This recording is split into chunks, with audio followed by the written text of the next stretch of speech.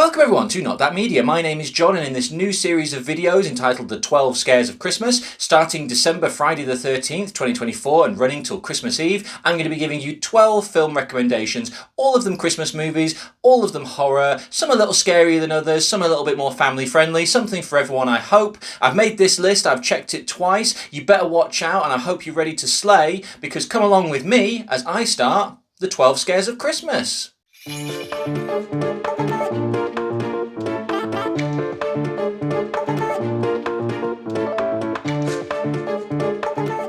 In 1997's Jack Frost, he's got ice in his veins and he's cold-blooded. His name is Jack Frost. After 5 years of terror and 38 bodies in 5 states, serial killer Jack is on his way to execution. But a freak accident with a truckload of genetic material in the middle of a snowstorm mutates Jack into a killer snowman. Now only an army can stop this sleigh ride of terror from this frosty monster with icicle fangs. Hell has frozen over and his name is Jack Frost. So Merry Christmas to all, and to all a good fright. Thank you for joining me on another one of my 12 scares of Christmas. If you're new here, firstly thank you for finding me. Like and subscribe and share with like-minded horror fans. If you're a frequent viewer or one of my subscribers, thank you as always, faithful viewer. And here we go. Boy, have I got one for you today. Here is a recommendation that I never thought I would seriously put on YouTube or social media, but I'm going to do it because, let me be totally frank with you people, Jack Frost is one of those films that you have to see it to believe it.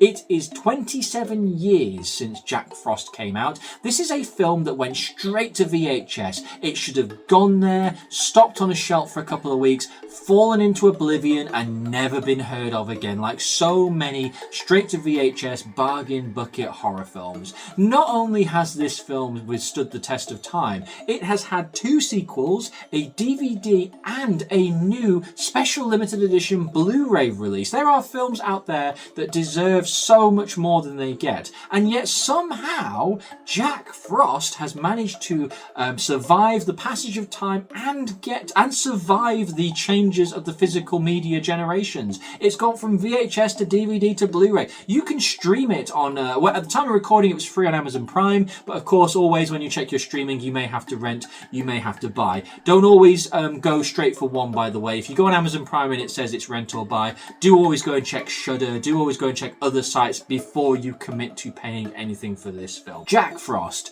boy. I'm not talking about, for those of you who are sitting there with a vague memory in your mind of a mid-90s film called Jack Frost, I'm not talking about the movie where Michael Keaton dies and comes back from the grave as a snowman to help his children get over the grieving process, and in turn, as a result of them moving on, he can then move on to the afterlife. No, not that film with that fantastic CGI snowman that moves around, the twig arms are able to articulate. It's got Michael Keaton's face in it, so it's able to provide a fantastic performance. Michael Keaton's facial features are very prominent on it. It's able to hug, dance, laugh, cry, do all these wonderful things. No, people, I'm talking about a film that came out within a year of that, a year before, it has to be said. So we're talking about the same time, probably about the same production time frame. 2 totally opposite films that came out, both called Jack Frost, both involving a human being coming back from the dead as a snowman. The difference is Jack Frost from 1997 is a sadistic murderer who has come back and then returns to his hometown where he wants to find the detective / cop who was responsible for him getting captured and put on death row. This film is crazy, is what I would say. And this is why I wanted to recommend it to people. I wanted to get it out there when I finally sat down and thought, why in the hell would I recommend Jack Frost? Let me be clear, people. This is a competently made movie. It's shot very well. The music, okay, in the 90s, it's a little too polyphonic these days than it would be, but the music tells you don't take it seriously, but all the music's in the right place. It articulates the scene. The acting, no matter what you think about all the actors and actresses in this, they're all giving it a damn good go. They all know their lines. They're all standing in the right place. So from a movie making perspective, this is really competent. From a kills perspective, there are some really good kills in this movie. There's some very creative kills,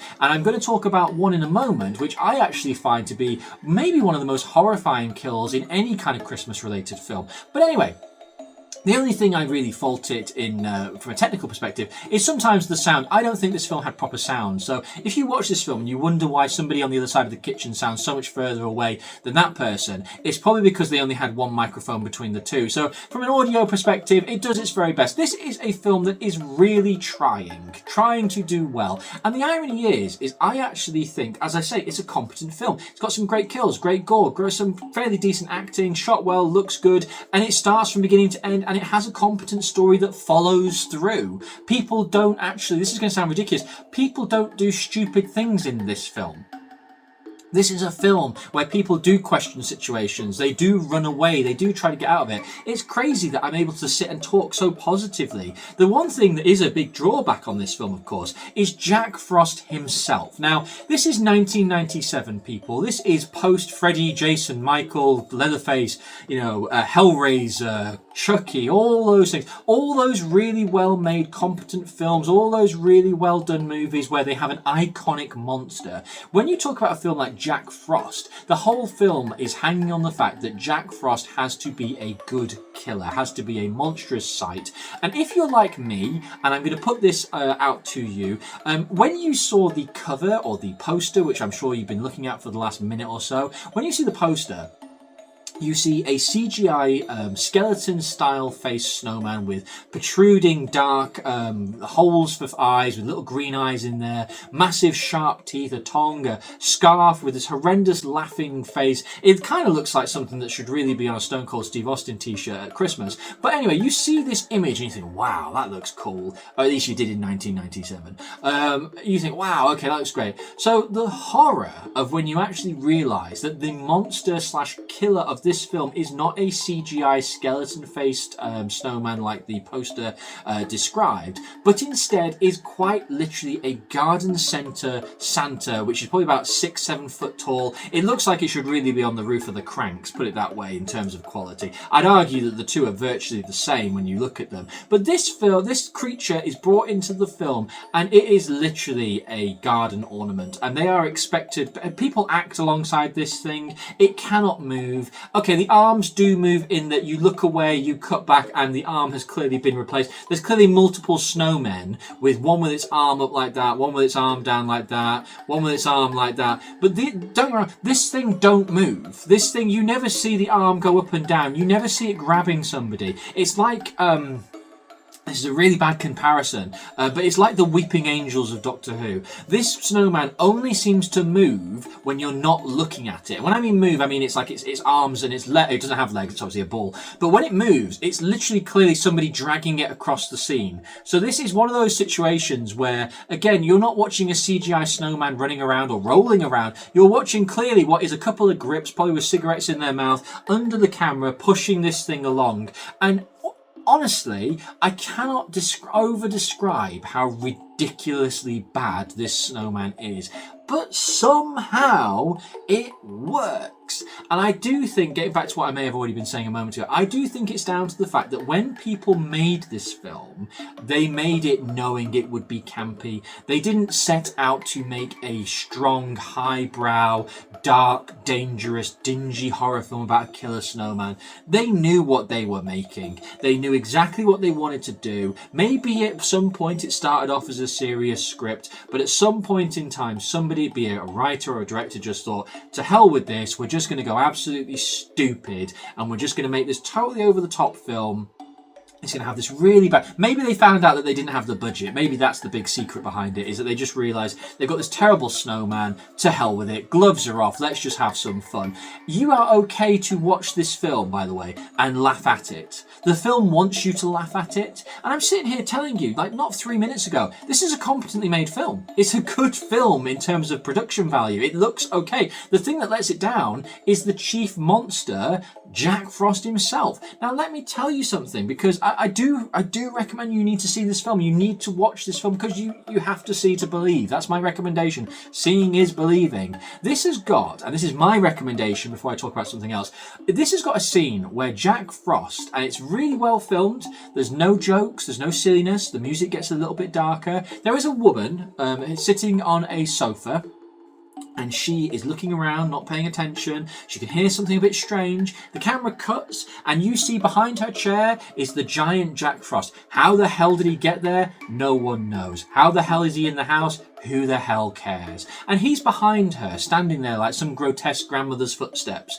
And as she turns, he grabs her and he proceeds to slam her face. It's clearly a puppet. It looks like an oven mitt, put it that way, a white oven mitt. You never see the hand and Jack Frost in the same shot. They're always separate. But he grabs her by the head and proceeds to slam her face into a box of baubles because she was decorating her Christmas tree. He smashes her face into these baubles 2-3 times and then pushes her face through the baubles, all those pieces of glass, those shards of plastic, those chunks of, like, as I say, plastic in her face. He pulls her up and there's this grotesque, horrifying sight of a woman. Again, the makeup is fantastic, with pieces of Christmas decorations stuck in her face. It's absolutely horrific. It's not done for laughs. It's really dark. He then throws her at the Christmas tree, wraps her with tinsel, wraps her with stuff, smashes stuff on her head. Again, you don't see any of this. What you see is a load of lights flying around, kind of a la Evil Dead tree, the tree limbs going past. Lots of crash zooms of Jack's face, lots of over-the-top noise.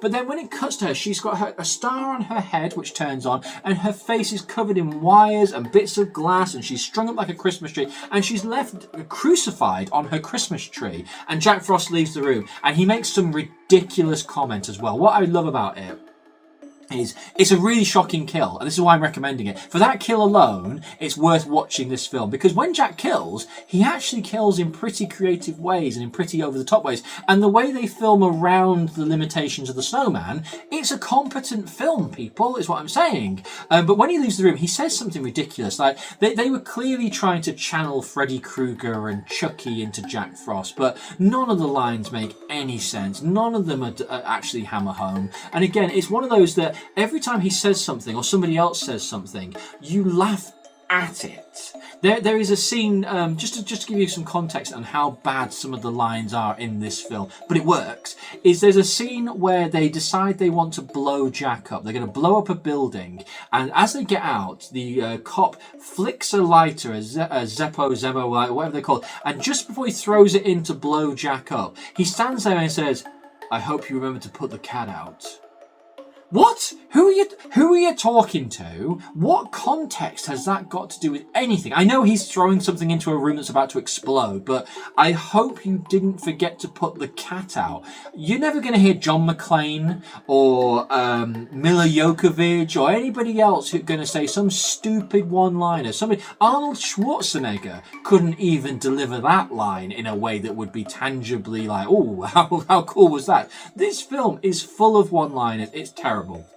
Sorry, jumping around all over the place. So anyway, getting back to what I was saying a moment ago. For that scene with Jack Frost and the kill with the baubles, watch the film just for that. Now, I'm going to talk about a little bit of an elephant in the room, because I was going to sit there and say, okay, I don't want to talk about it, but let's be perfectly honest, people. When you say, if you have seen Jack Frost, if you know somebody who has seen Jack Frost, if you mention Jack Frost, the movie, the horror film, to people, inevitably, those people who have seen the film will always say the same thing. And this is the conversation.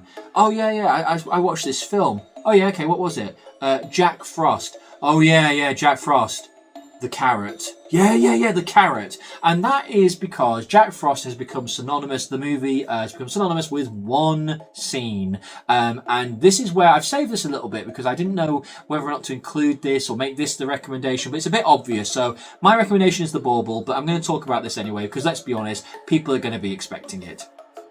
Jack Frost, the competently made but absolutely terrible film with the killer snowman that should be on the roof of the Cranks, with kills really over the top and creative, and then immediately ruined with stupid, corny one-liners, is the theatrical debut of the early noughties, late 90s bombshell, fantastic actress that every teenage boy knew and loved, Shannon Elizabeth. Before American Pie, before 13 Ghosts, before Scary Movie, movie, her debut was Jack Frost. She plays the part of a character's daughter, and she is there purely for the eye candy, and she is there to try and sleep with a boy. Her boyfriend, it has to be said. And I'm going to tell you, people, because I believe in honesty, there's no nudity. So if you hear the word Shannon Elizabeth and you think, oh great, Shannon Elizabeth in a crappy horror film, sorry guys, you need to go back to American Pie for that stuff. But she's there anyway, and Shannon Elizabeth did this film purely to get a Screen Actors Guild SAG card, which was basically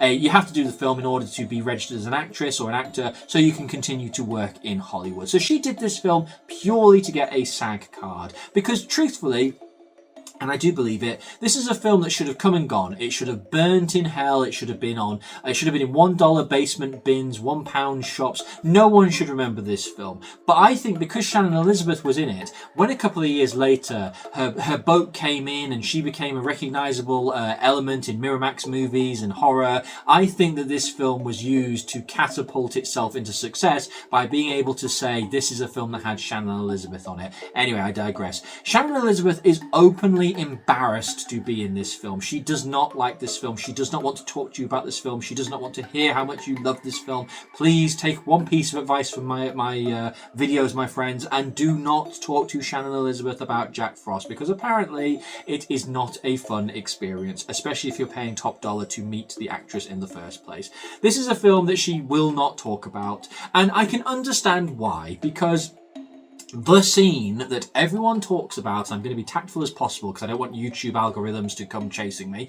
Shannon Elizabeth's character's death involves her being in the bath. Again, sorry guys, no nudity. She is in the bath and the water freezes. Now when I say freeze, I'm saying like styrofoam starts to float around the thing. She's not, again, it's not CGI here, people. When I talk about the water freezing, I don't want you to conjure images in your head of something that belongs in What Lies Beneath or something like that. But anyway, she starts screaming and then she comes out about the bath with Jack Frost, the terrible puppet garden ornament, holding onto her with clearly arm holes carved in it so she can put her arms through them and her legs through them to give the impression that the two are one. He has melded in with her by having all the water, and when he comes up out of the water, one glaring omission from this character is he's missing his nose. Now you will get no points for trying to work out where his nose has gone, and then he proceeds to slam, no jokes there, literally slam Shannon Elizabeth against the wall for an inordinate amount of time, like 20 seconds this goes on.